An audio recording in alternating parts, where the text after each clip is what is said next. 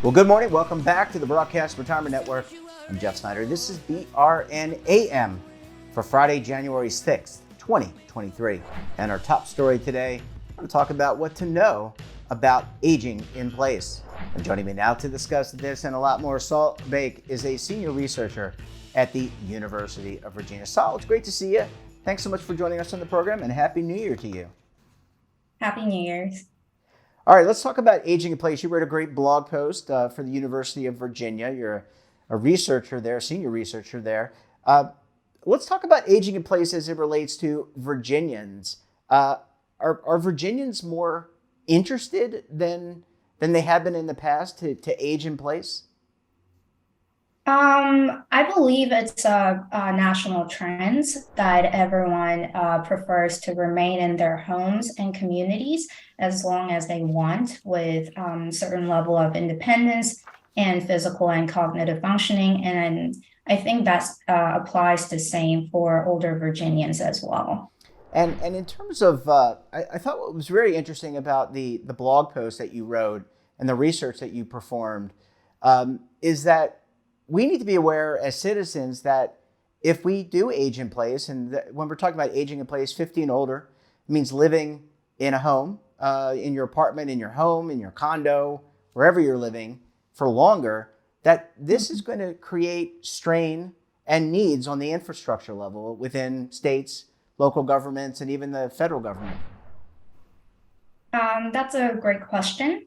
So currently, the area agencies on aging, in terms of long-term care service provision, they provide home and community-based services such as paid home care or paid aids and other skilled nursing services through this program.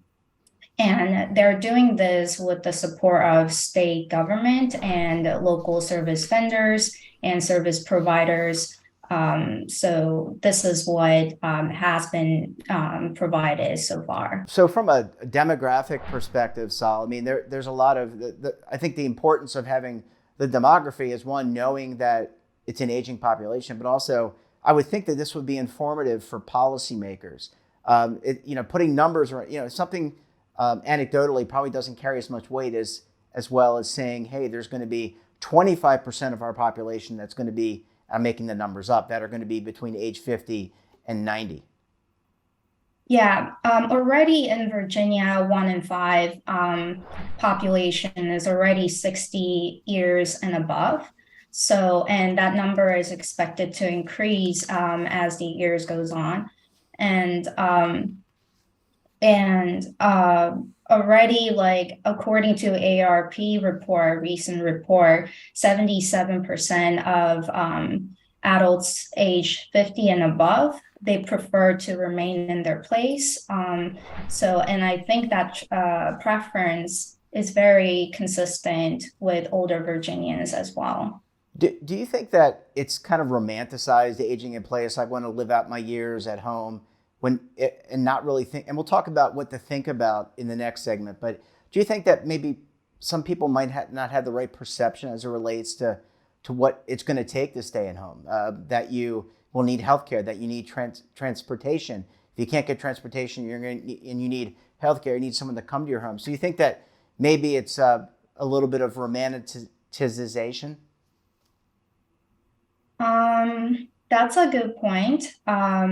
So I think it really depends on the individual's autonomy. So as long as the person wishes to stay in their homes and communities, not only their homes, but they can move, but they can still stay in the communities that they have been raised and they have been working and, making connections with other friends and families, right? So it really depends on how much the person wishes to stay. And there are research that some low-income older adults, they actually remain in their places even though they wish not to, because of their limited financial resources to move to a better place. So I think in that sense, some of the concept of aging in place may not be ideal for every older adult.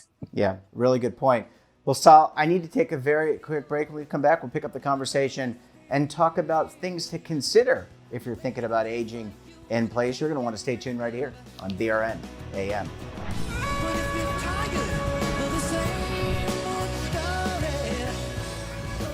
Imagine a new television network that will make you richer, healthier, and in control of your financial future.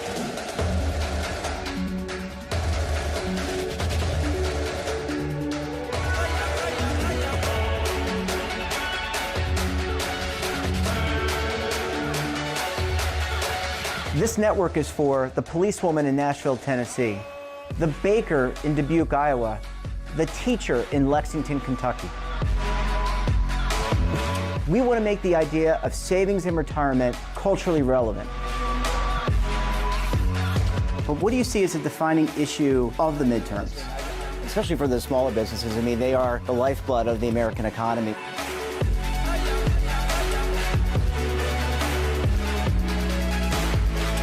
Featuring exclusive interviews, current affairs, and docuseries.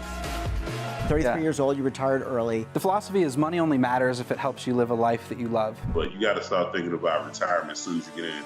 The Broadcast Retirement Network will drive very high engagement with premium partnerships.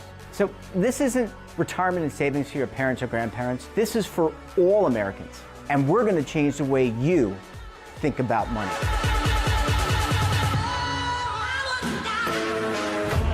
Welcome to the next frontier of retirement and savings. This is BRN, the Broadcast Retirement Network.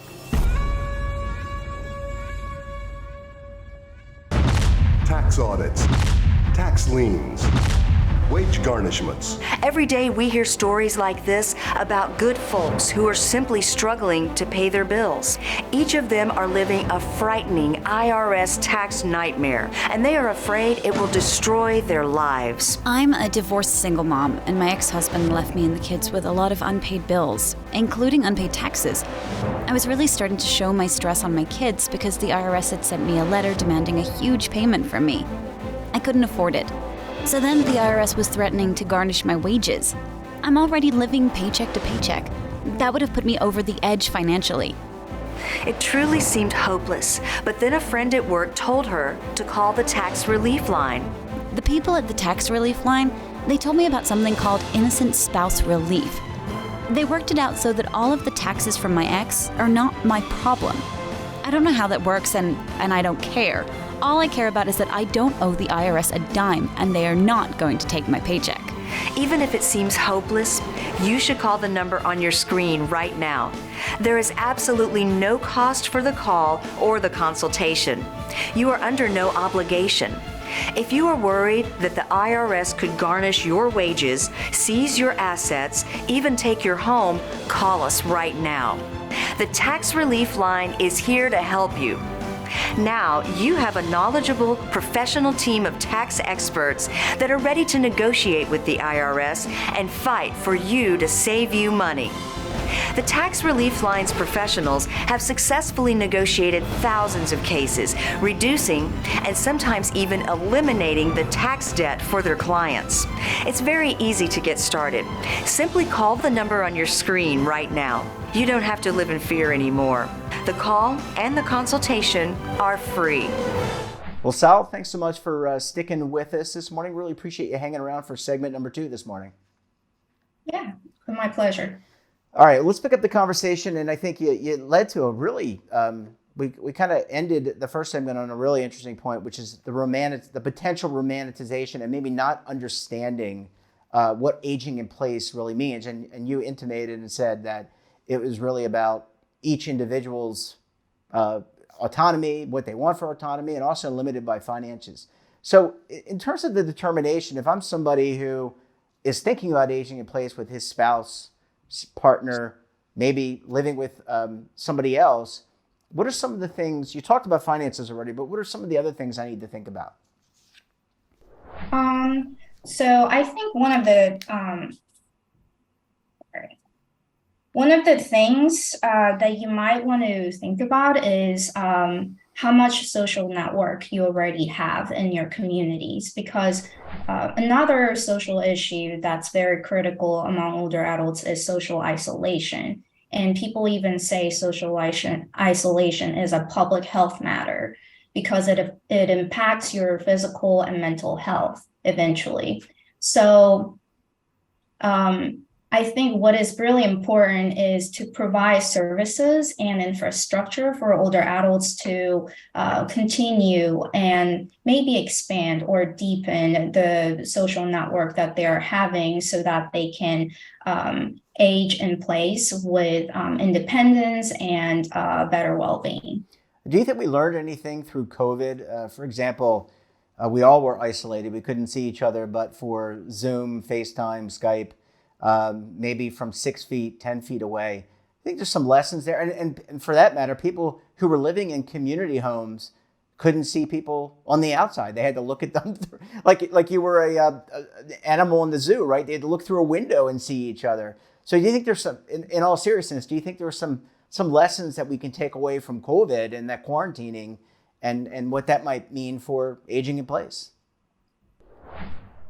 Well, that's not that wasn't really part of the research that we did because I also agree with you. The impact of COVID on older population was very serious, especially those who were living in long-term care facilities. So in our research, that's why we compared pre-COVID era, like the 10 years of pre-COVID era, because of that very unique impact.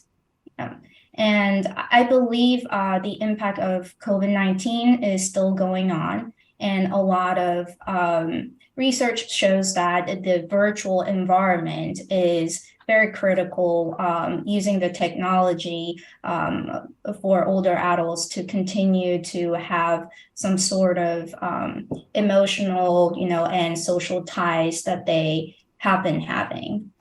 Yeah, and that brings up an interesting point. I mean, a lot of people say, you talked about building that social network, how important that is, having a sense of community. And if you can't travel, you're not mobile, for whatever reason, maybe you lose use of one of your legs or you need someone to push you in a wheelchair, that social media and being able to reach people, for example, on Facebook is really important. And, it's interesting when you think about, quote unquote, how people perceive older people, they perceive them as not being able to use things like phones and technology and other things. But in reality, they adapt just as well as all of us, right? I mean, during COVID, they were using FaceTime, they're using Zoom. Yeah. Yeah. So, sorry. Oh, no, go ahead. Finish your thought. I'm sorry. I interrupted you. No, it's fine. I mean, like you're totally right. I think that is part of the ageist, perspective that we assume that older adults cannot use technology. That is not true. A lot of research shows that already with a little bit of training, older adults can pick up the new technology and still, be part of our society. Yeah. Last question before we wrap up is how do you follow up this research? So what's the next step? You did a lot of research around aging in place. Clearly there is a need both in the Commonwealth of Virginia and in the United States for more resources dedicated, more infrastructure dedicated to aging in place. How do you follow up the research? What's next on your plate as a senior researcher at UVA?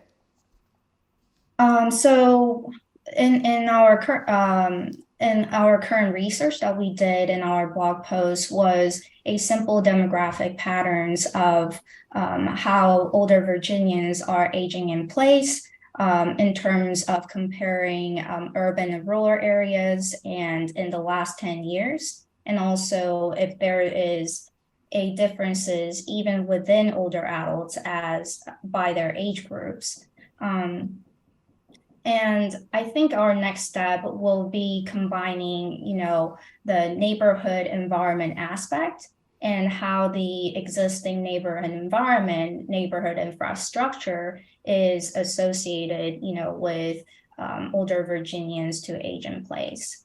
Yeah, really important, and helping, and a reminder that within a neighborhood or in a community, helping on other people if they're a little bit older, or have a need, have some special needs.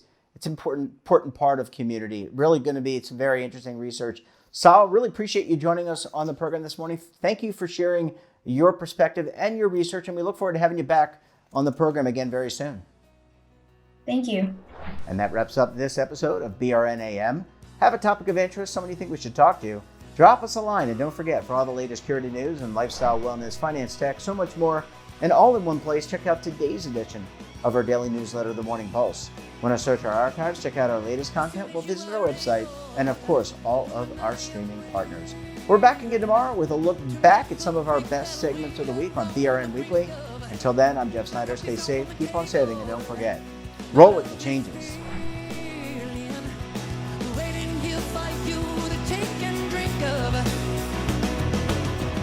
But if you're tired of the same old... Now is your opportunity to co-create content around any topic on the first lifestyle and wellness network. Reach a global audience through our platform and co-own exclusive branded content. All of our programs are available on demand and also as audio-only podcasts, so you can take us on the go. Broadcast Retirement Network, available anytime, anywhere, and on any device.